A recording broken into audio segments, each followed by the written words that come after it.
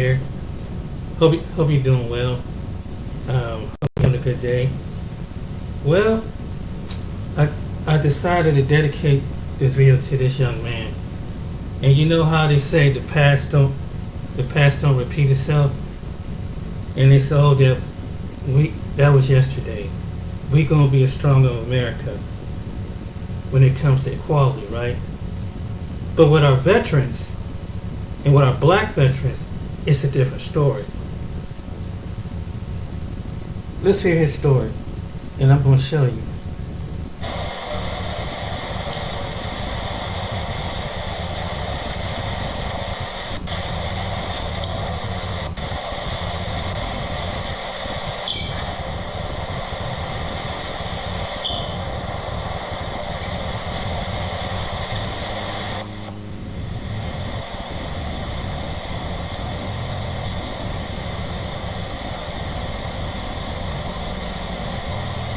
Good afternoon, family and community. Thank you, Press, for sharing this day. This is a heavy moment, not just for this family. It's not just a heavy moment for the community. This is a heavy moment for the nation. It is a dark moment in our history that one of our patriots was slain not on foreign field, slain right here domestically, just for the crime of being black in America. He has taken an oath to defend our democracy and our Constitution, only to come back home and see that the warfare is still real and we are not in a post-racial society. While so much of the press today is outside of the New York courthouse, today we are in the throes of a church, calling not for warfare, calling for justice, calling for peace, calling for understanding. I stand today with the family of a patriot, an American patriot, somebody who pledged his life that this would be for his sisters, for his family, and for his friends, the land of the free and the home of the brave. Before we go further, we just wanted to start with a moment of prayer. Dr. Jamal Harrison Bryan, I'm the pastor here at New Birth Missionary Baptist Church, Stonecrest, Georgia, and today we go to God in prayer. Good and gracious God, we come to you today weeping. We come to you today because we're troubled. We come to you today because we trust you even when we don't understand. We pray right now that every available angel will now descend on this family and give them comfort in this season of trauma. I pray, dear Lord, that your presence will abide, that justice will be found, that mercy will be meted out, and that peace will exceed our understanding. We pray just as your son did in the Garden of Gethsemane, not our will, but your will be done. In Jesus' name, another soldier who was killed innocently so that others might have life. Amen. I want to yield now to our lead attorney who is a champion for justice. I come really with the sobering reality that this is our class reunion. Attorney Crump and I first joined together over the case of Trayvon Martin. And we have crisscrossed around the country, and now it's come right to our front. First off, if you haven't made money with AI yet, don't worry. AI is the biggest wealth Crosser around the country, and now it's come right to our front steps. The family has absolute confidence in Attorney Crump, in his conviction and his passion, really his commitment of making sure that those who are left unseen will be seen. We welcome now Attorney Crump. Thank you so much, Dr. Bryant, for opening up your cathedral, not only for this press conference, but for the homegoing services for Roger Folsom, a homegoing celebration for an American patriot, which will take place tomorrow here at New Birth at 11 a.m. Eastern Standard Time. Thank you also not only for your prayers but your leadership for social justice. A lot of times when others who had barely cloth would not take a stand, you took a stand for God's children, all of God's children. So thank you for that. This is emotional. I'm Attorney Ben Crump, along with Attorney Natalie Jackson and Attorney Brian Barr of Levin, Papitone Law Firm. We have the honor of representing the family of Roger Fortson.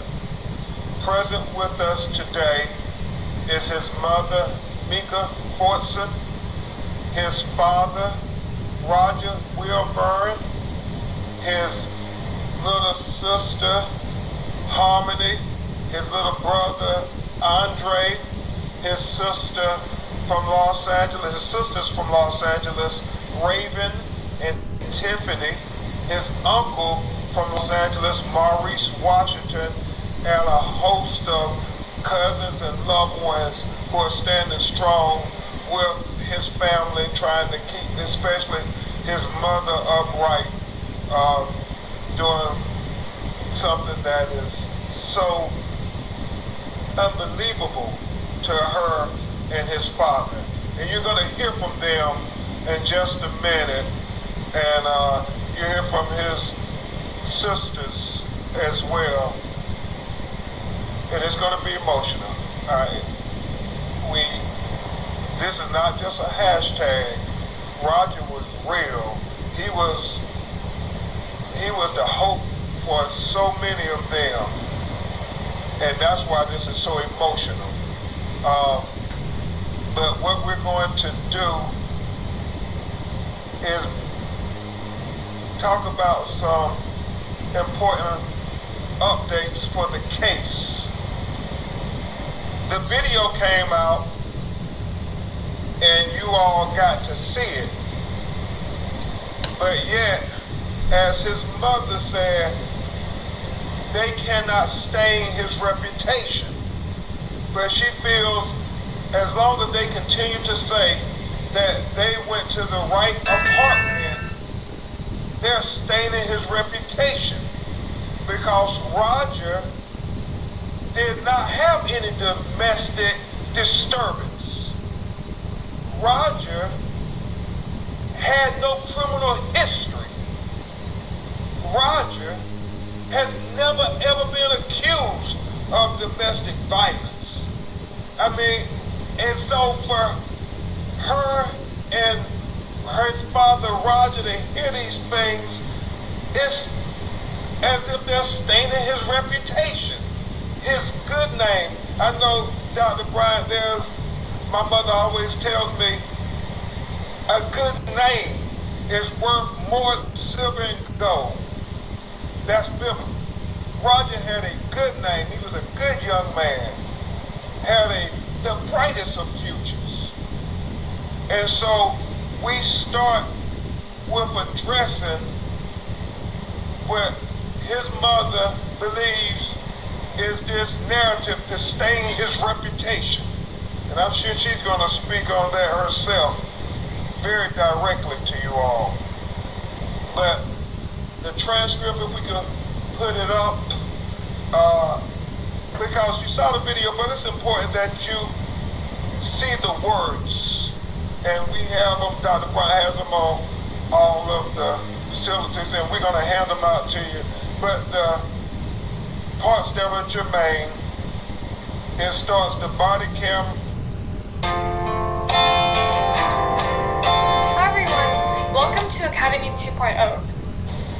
It starts the body cam time stamp is now visible on the video, and it starts at 16 hours, 28 minutes, 45 seconds when they have the interaction with the woman who we believe is with the leasing office of the apartment.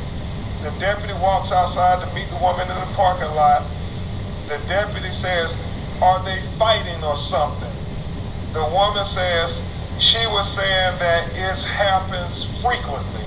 The deputy says, "Okay." The woman says, "But this time it sounded like it was getting out of hand." The deputy at 16:29.09 seconds says, okay, which door? I paused there for emphasis because her response is, I'm not sure.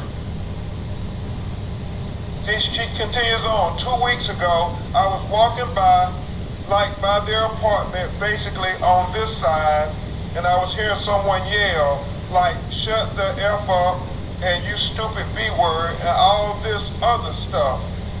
And I heard a slap, like right after that. But I wasn't sure, second time, where it came from. The deputy says, okay, and the woman says, and I didn't want to call the police. The deputy then says, which room is it? And now this third time, she says 1401. The deputy says 1401, okay. The woman again affirms 1401. But the girl sounded scared. The one that called, she said she was like, it's getting out of hand. It sounds like it's getting really out of hand. And so that obviously points out a lot about how they got to 1401. And so he got on the elevator. The deputy said, so just hit number 4, huh? And the woman says, yeah. The deputy says, okay. He asked, will you do me a favor? Will you stand out there and direct the deputy that's coming through this area? Woman says, okay, it's like you're going to go up to the 4th and it's going to be on this side. Deputy says, got you. Deputy says, got you. Then the deputy says, 312-111. Deputy radio call again, 312-111.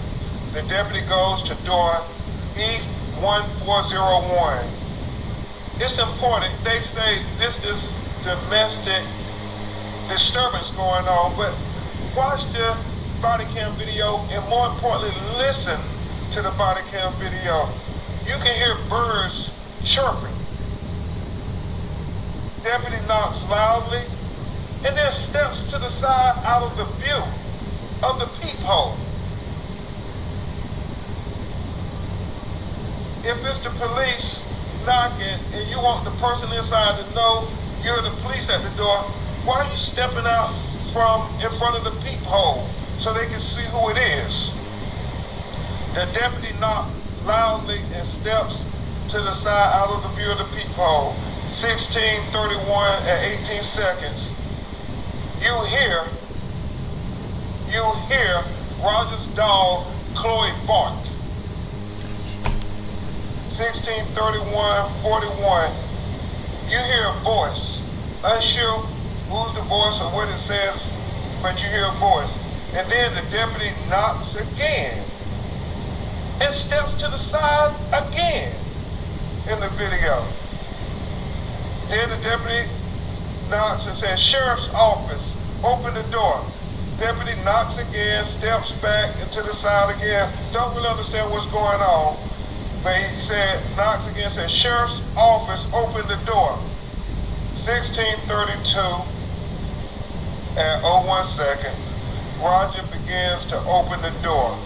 The deputy at 16:32.02 seconds says, step back. You watch the video, you see Roger is complying. He's stepping back. And then the deputy executes him. 6 shots, 6 times. And it's only after he is shot that he gives a verbal command of drop the gun, drop the gun. And even while Roger Fortson, this American patriot, is on the ground, shot and dying, he is still trying to comply. He tells him it's over there. The deputy yells again, drop the gun. He says, I don't have it. Deputy radio call, 312 shots fired, suspect down, do not move. 312, get me EMS to my location. That's everything from the body cam video. Obviously, you all have the FaceTime video from his girlfriend that shows when he's on the ground, he's saying, I can't breathe. And they're still yelling commands. Still yelling commands. I think we got Kleenexes right there. If somebody got Kleenexes. And we knew this was going to be emotional, but talking with his family, they want the record to be straight. They want the record to be straight. And so this next part is the new evidence that we're presenting to further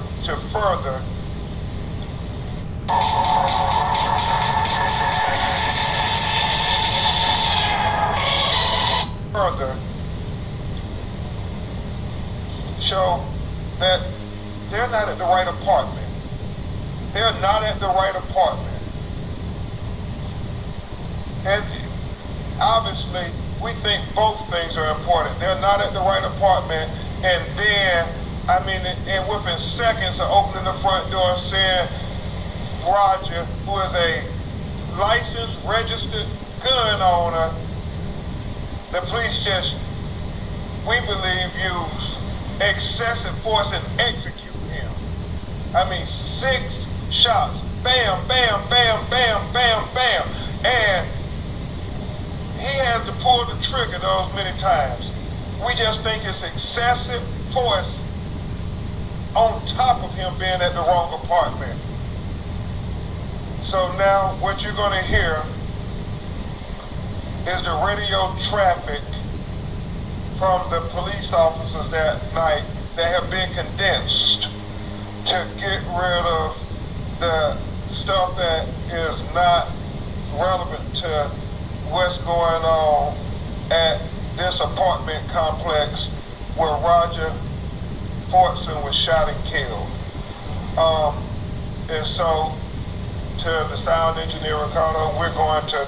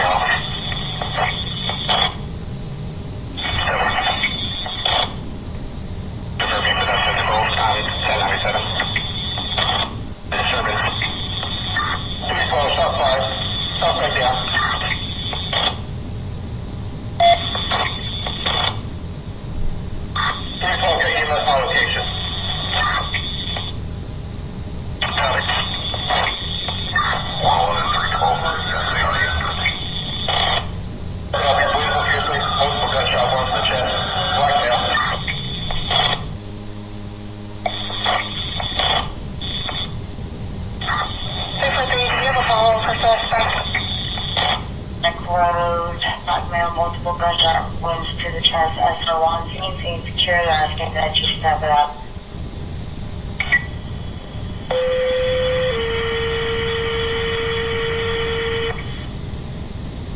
Engine 1, Engine 3, chase notification, shooting 319 Racetrack Road Northwest.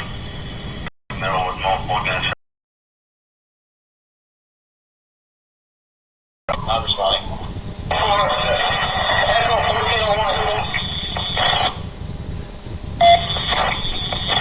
Just one patient or Echo 1401.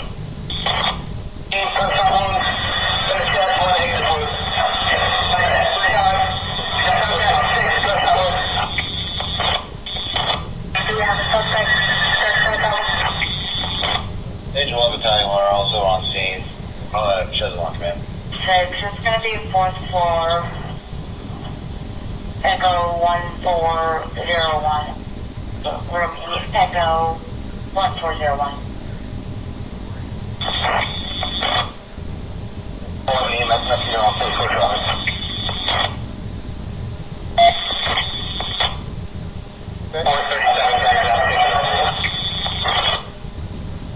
Thank you, Ricardo.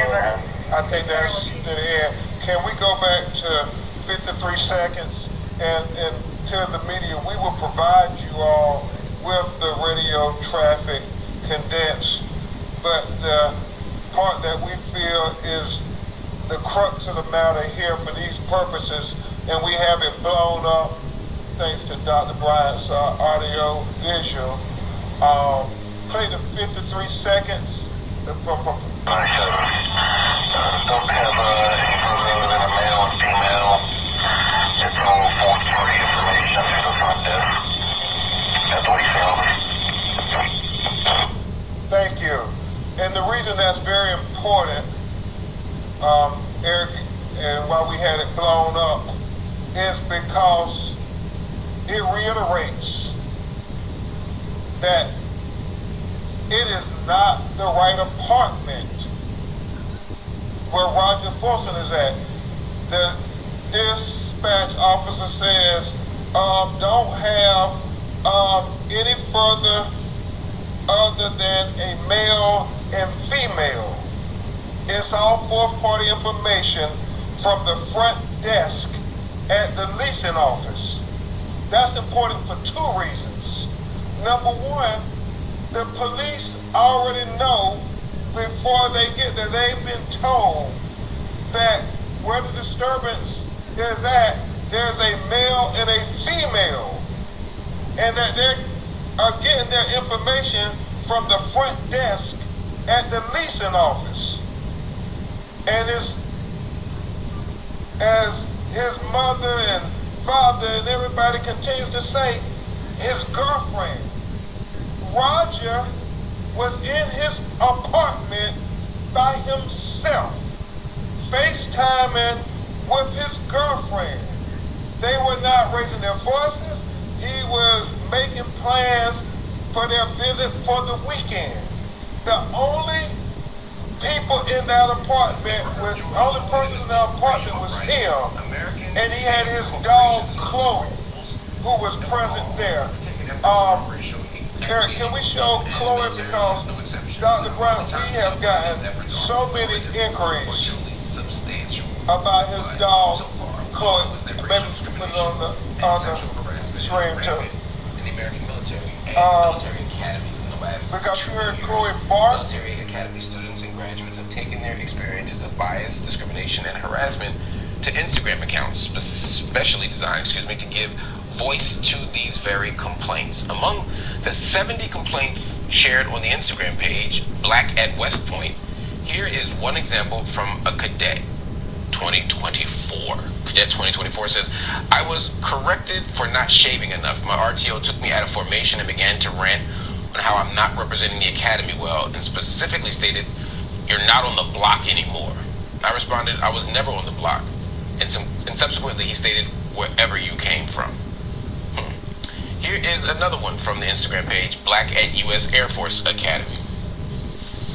Quote, I was told that I had an easier time getting accepted because being a woman of color and the opportunities I received were not because of my work either, but rather my ethnicity. I've also been told I look like a terrorist, right to my face. Joining me now is former Special Operations Black Hawk helicopter mechanic, Crystal Ellington. She's the Director of Communications for the Minority Veterans of America. Crystal, thank you so much for joining me on the show. How did you get into the Army and why'd you leave?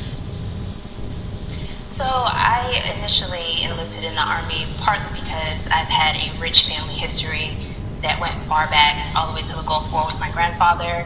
And I wanted to make sure that I could represent for my country, and I wanted to give back and be a woman of service. And I also wanted to make sure I could provide a steady income and also have benefits for my 5-year-old son. And you experienced problems while you were there. Talk a little bit about some of the challenges you experienced. So, I mean, first of all, the segments that you brought up before with a lot of the discrimination in the military is rampant and it's happening everywhere. My particular unit was just a small microcosm of the issues that are happening. I was asked how I felt about the Confederate flag, seeing as how I was from the South. I had a supervisory officer tell me an N-word joke right to my face, and that's just a small example of some of the issues that I faced. Wow. Do you think your situation was exceptional, or did you find that other peers were facing similar circumstances? Oh, absolutely not. My situation was, I would definitely say normal for African Americans within my unit and within the Army. I think that people aren't necessarily willing to step forward and tell their story because of the backlash that they may face and some of the retaliation that could happen. What's an example of the kind of retaliation people experience when they did make the kind of pushback or response or file a complaint or speak publicly about it? So, actually, within the military, speaking up about these types of things while you're actually active duty, it could be a matter of life and death. So, if you are someone that is known to quote unquote snitch and you're downrange deployed with your peers, that could mean someone that has your back or someone that doesn't. So, it could definitely be a matter of someone not trusting you, and that could determine whether you live to fight another day. How does it become life or death for those of us who haven't been in the military? We don't quite understand how high stakes this could be. Yes, so I actually am a combat veteran as well. I have been deployed in Iraq back in 2019. And as I said, if someone doesn't trust you and there's an active engagement happening where there are live shots being fired, if someone doesn't necessarily trust you or they don't like you, they could choose not to have your six. They could choose not to provide cover fire for you, and it could mean getting seriously injured or killed. Chloe is there, and we have a freeze frame. Do black soldiers, in your experience, modern food science has have those literally kinds of created worries that their back thousands will of be covered, artificial or that they'll be chemical treated differently? Not just in terms of the kind of microaggressions that happen every day, not just in terms of the occasional sort of improper comment, all of which is unacceptable and disturbing. But I guess I'm trying to understand, how deep is the worry of the black military person that their treatment will be different and maybe even rise to the level of danger?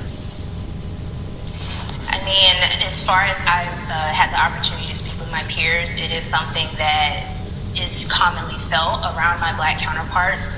They totally understand that being quiet and keeping your mouth shut could be the only way that you live another day. And sometimes they never speak up and they never say anything. So it's completely up to those of us who have the voice and have the power to speak up and make sure that this doesn't continue to happen. We've talked a lot about the racial piece of this, but sexual harassment is also a significant part of the experience of all women in the armed forces, and women of color are certainly no exception. Can you talk a little bit about that kind of experience and how prevalent that is? Oh, absolutely. So that experience has been so prevalent that Senator Gillibrand has recently introduced the Military Justice Improvement and Increasing Prevention Act. So essentially that act would take the sexual harassment cases out of the hands of the chain of command that the soldier is currently a part of, and it gets sent over to a criminal justice attorney. So that would mean that the person that is investigating the case is not the person that the soldier and the person that has actually been sexually harassed. They're not the ones that their commander is taking care of the case. So it would be handled by essentially an objective party. Which is an important step, I would imagine. What are some of the efforts of Minority Veterans of America towards shining a light on the rampant racism and sexism that we see in the military? And of course, I want to add the academies as well. Yes. So we've actually been strong proponents of the act that Senator Gillibrand introduced. We were also there at the White House this past Tuesday, passing Bill 1031, which requires a study on race and ethnicity disparities related to Veterans Affairs benefits. Because obviously this isn't just happening in the academies and in active duty stations, it's also happening to veterans as well. There's a long history of black soldiers fighting abroad for the United States, and then they come home to an America that has treated them as second-class citizens. How would you say, at this stage, in 2022, black soldiers feel serving in the Army and perhaps other branches? Just Googling racial, injustices in the Army, you just see page after page of all these articles recently of how these soldiers are feeling ostracized and they're feeling discriminated against. So I think some of the bills and policy procedures that are happening and getting enacted are a strong first step in the right direction. And hopefully that will impact how some of the future and present service members feel about the discrimination in the military, because it is a very real and very known problem. Absolutely. Crystal, thank you so much for joining me on Black News tonight. We appreciate your insights. And quite frank. Now, I'm going to come in and chime on this topic. Why did I show you the history of black soldiers, they being lynched? Why did I show you the articles from different news outlets? Why did I let you see the video of the recent young man that got in his own place, that got basically just deleted? Why did I show you the picture of this woman who was in the military constantly? No matter what we do in this country, it seems like it's the same thing. And it seemed like, wow, man. And it's weird because I've heard stories that from veterans in the past that they were more received by other branches of different foreign forces than the U.S. military. That's saying a whole lot. And for this, that's why. But see, we don't want to talk about this because they don't want this in school. They don't want this in school. But how can you take something out? That's why if this was under CRT, they want that out of school. But yet you are the child, a black child whose parents was in the military going through this, and to this day. This is the reason why it doesn't change. So even when you serve the country, you still got to go through things. As a woman, as a person of color, as they would call it, black, brown, you still got to go through it. And when you among them, you still got to take their racial taunts. You still got to be subjected to that. You go to war, and you got people knowing that you're going to go to war, and somebody in your unit's a bigot. Something to think about, ain't it? I salute to all the black veterans. I salute you. I salute you from the women to the men, past to present. I'm glad you serve our country and what you had to do. But man, I think after I would have got out of the military, I'll be honest with you, I don't think I would come back to this country. See, knowing that I know, I'd have got my family and got the heck up out of this country. I did my time and said, we get up out of here. And I see why some veterans in the past stayed over in Vietnam, different branches, because look what America does. Look what she do. Look how the way she treat her veterans. You come and fight and protect this country that has a spirit of racism. while you're being loyal and patriotic, this is what they do to you. This is what they do. But they just want you to forget all about that. And for let's just pretend like it's going away. It's like someone can rob you, basically beat you up, and sexually assault you. And imagine, and after you been robbed, beat up, and everything, and sexually assaulted, imagine someone comes back to you and say, "Hey, just get over it." That's America. She traumatizes people. This is dedicated to him. He didn't do anything but answer his door. Answer his door, which he was right to. Imagine this going around the world. Imagine this, how can you black Americans be loyal to something like this? When you fight in your own military, you still got to go through it. Wow. I salute the veterans. How can you loyal to something that's not even loyal to you? That won't do right by you as a human being. You got to fight just to be a human being. In a country that's supposed to be under the banner of the United States. Come all, come one. For patriot. But when you do the right thing, and you can be of the skin, patriotism don't mean a thing. You see those past articles from 1900, 1800, from the black soldiers. Some were deleted in the South, in other parts of this country. I dedicate this video is to show you that this is a history of America. This is ugly history that we don't want to talk about. This is the history that still goes all the way to this day in America. This is why it says America has a spirit of racism. Why was this separating segregation? Because it is.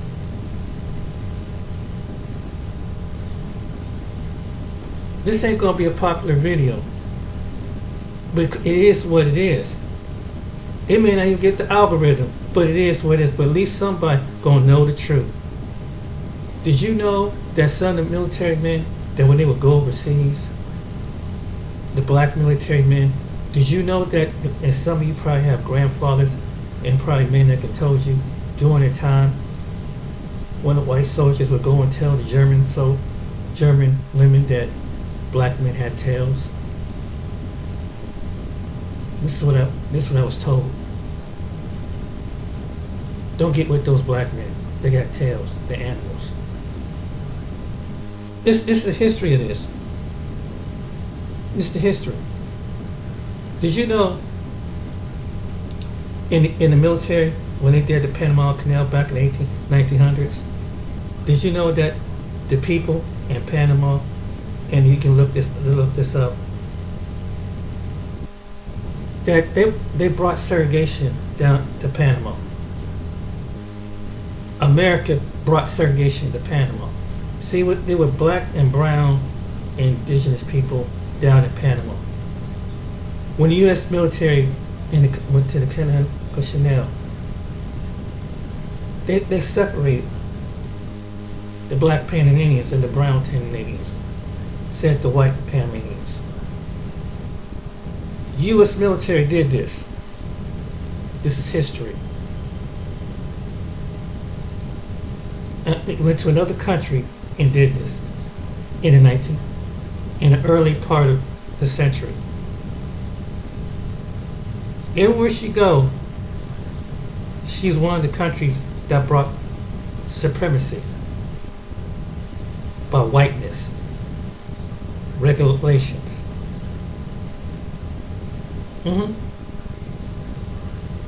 And when you split your bloodshed on the shores. Wow.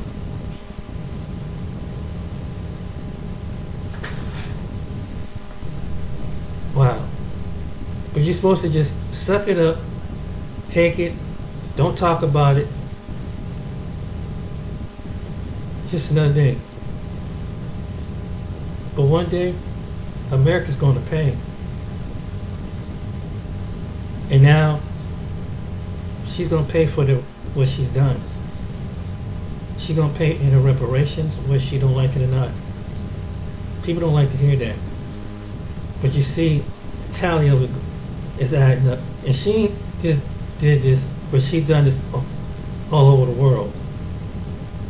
With her policies, using the military. And now you got enemies all over the world. But yet, when we on this shore, it's still a thing about color. You're supposed to die, black man, black woman, despite going through all this. All these enemies. Come on, let's go fight together. But when we get back home, you're still my coon. You still my N-word. You still my mammy. You still ghetto. Ain't that something? Ain't that something? You wouldn't put your life on the line for some bigot in your state, in your city. This is the way. And then when something happened, the police, the local officials don't say nothing. Something happened to something, they don't say nothing. They patch it away. They make it look like he was the problem. Same history. They did it back in a time too, back in the early 1900s. Same history. And you wonder why black people feel the way that they do? When they find out their relatives been through this? When their uncles, their fathers, their grandfathers came back from war from this? Dealing with a sergeant in a unit that's in the KKK? And some still in the KKK in the unit as we speak in the military? They'll tell you. Them veterans, when they get out of service, they'll tell you. Talk to a black American veteran. This is a whole different ballgame.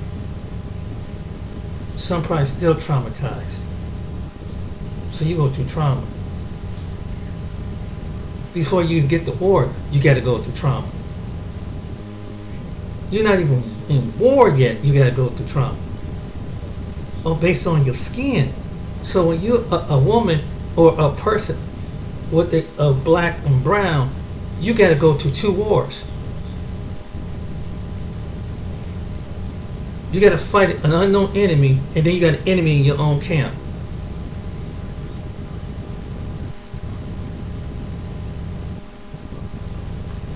That's still programmed to say that you're not equal.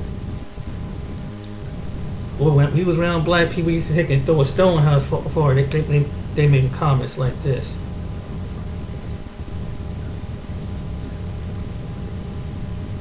But we all supposed to be get together now.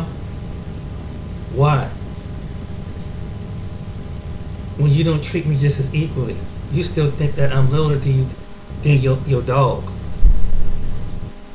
your cat, your cow, your horse.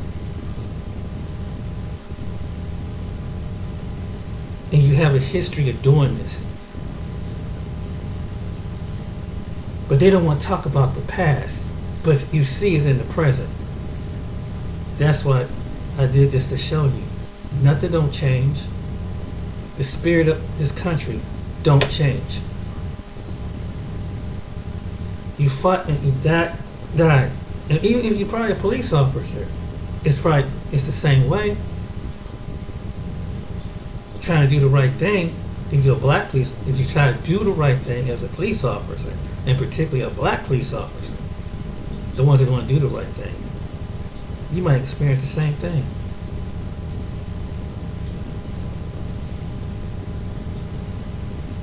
And so I was wondering why did they have black towns and black cities? They didn't have no choice. Because your essence, the black men and black women, black children, was an essence to them. Feel like there's something is in a person that just want to just, what's with these people? Like, wow, you have the whole Western United States, over 500,000 counties from here, but yet you come around.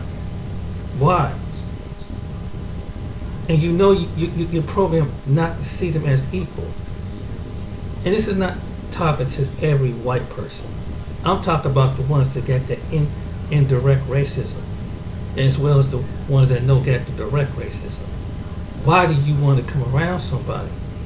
Why do you want to be bothered with somebody? What? And you can see that even like when you're not around him, you're still on their mind. You could probably be out in the freaking wilderness some freaking where. And it's with no TV, no radio, they still talk about you.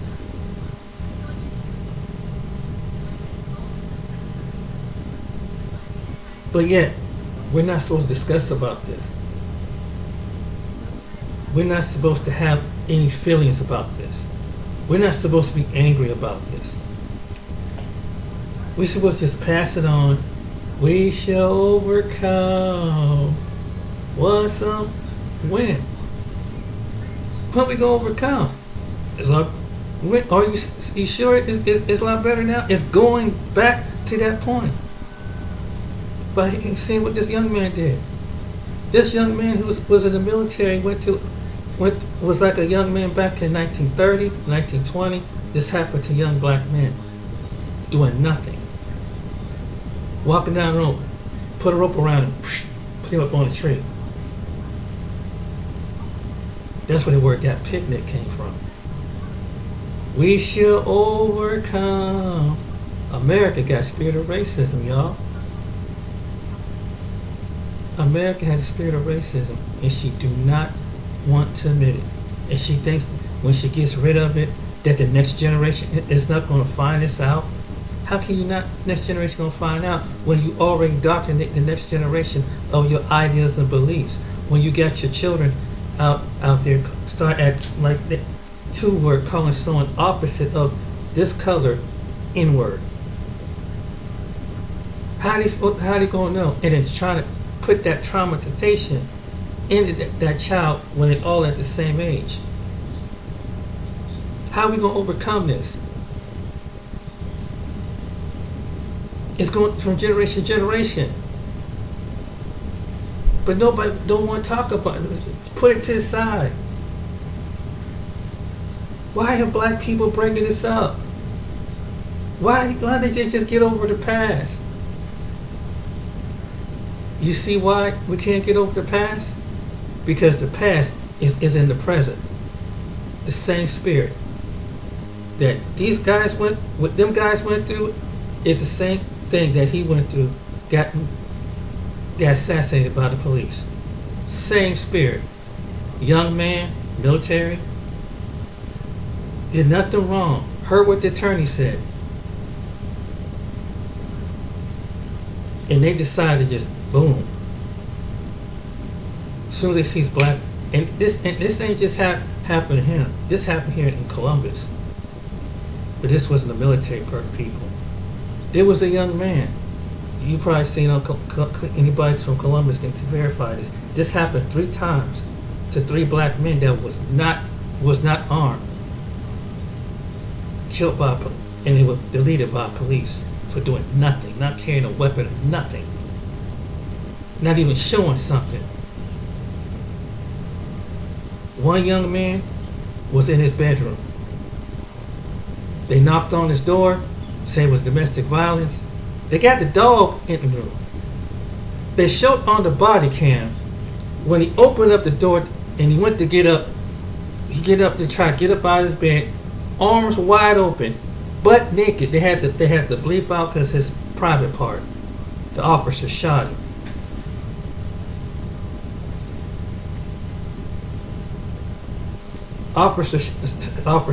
Columbus police shot him. Columbus police shot another person. Young man, it was coming out of his garage. Cop said, "Hey, who is it?" Man had his phone in his hand. Didn't reach down to move anything. Pow! They shot him. Scenario number 3. It was a situation where in Columbus, Ohio, where a young man was going into his home because it was a domestic situation that was nothing compared to him. They wasn't looking for him. It was over at another house. So he went by and he had some earphones and he had a sandwich. There's a sheriff on trial. They ain't even convicted yet. And hey, he didn't cut him. Got earbuds in his ear. He must have waved. Boom. Right when he got to the door, his grandmother in there dropped on the floor. This happened in Columbus, Ohio. Ask anybody. This is in the last 2 or 3 years in Columbus. I'm gonna get now. Here's another scenario. There was a white guy in outside of Columbus, north of Ohio State Columbus University. You know what this white guy did? It was actually domestic violence. He jumped on his girlfriend. Not only he threatened to start a fire and endanger the whole building. And then when the cops went and got him, the SWAT teams, he put a bullet right in his head. Guess what? This white dude, they didn't even shoot him. He walked. They let him walk out. Subconscious prejudice that even the police department they're trained to see subconscious prejudice. Because here's the guy. I mean, literally, and then put it down. Boom. White guy shoots the cop. This police officer was part of the SWAT team.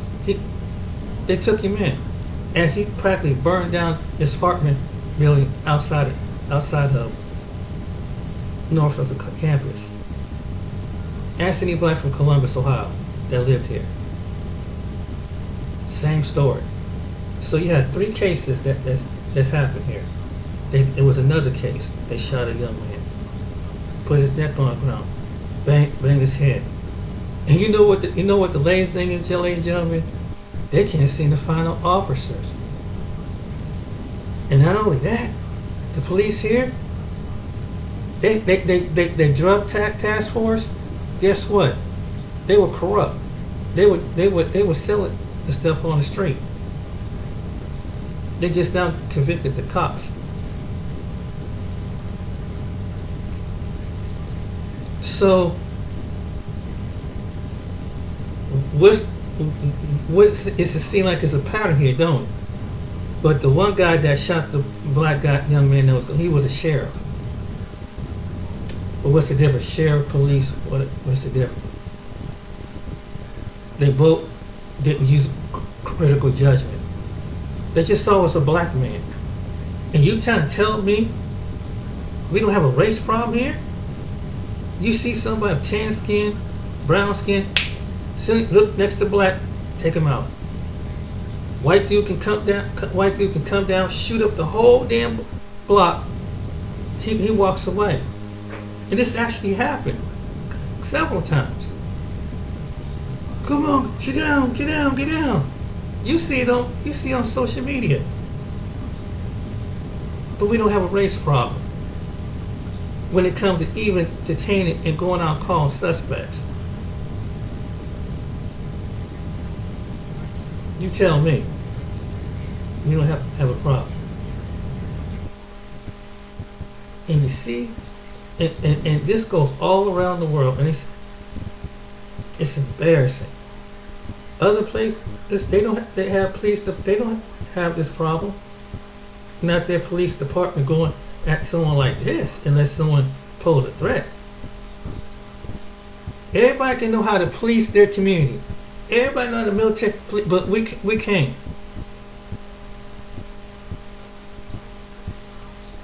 And I've heard people that go overseas say their police don't even act like that. Even if you're a black person. This people that travel overseas said this. They got kind of with police. It wasn't like that. What that's telling you about American police? What about our system? But yet we patriotic though. Don't say nothing. Just be American. Don't point about what we call white supremacy. You're being irrational. You're race baiting, but you see it clearly. Why are those black people always crying? Past, present. Can I say more? That's why. But when you mention something like that, and when somebody talk about maybe just leave, and then you wonder what's going on in the black when it's in a conflict among black people. Among black people, how did it get this level? I believe it's the spirit. It's even affected among black people, even though it's black and black. Everything from spiritual and to natural. I know it sounds bizarre to some people, but anybody that's been in the church know how the way the spirit world works. Not that other people don't have the same problem, but it's because the poverty is poverty wherever you go. But yeah, America has a problem. One day I hope we could be it. But right now, and she don't do the right thing, she's not going to be around in the future. It's because it's stuff like this. And she's only going to be, and she's going to pay. And the descendants of America who does this to our people are going to pay. God can forgive a lot of things, but this stuff that keeps going on, come on. Purposely, because it's all because of a pigmentation of a people.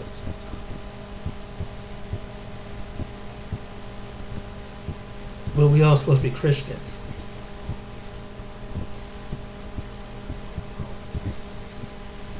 Everybody's supposed to be equal. You figure it out. Alright then, ladies and gentlemen, I want to make this too lectury. Alright then, hope this kind of wake people up, and black men, black women, if you gotta leave this country, I don't blame you. Even when you do the honorable thing in this country, they still got the disdain for you. Unfreaking believable. Take care, be blessed.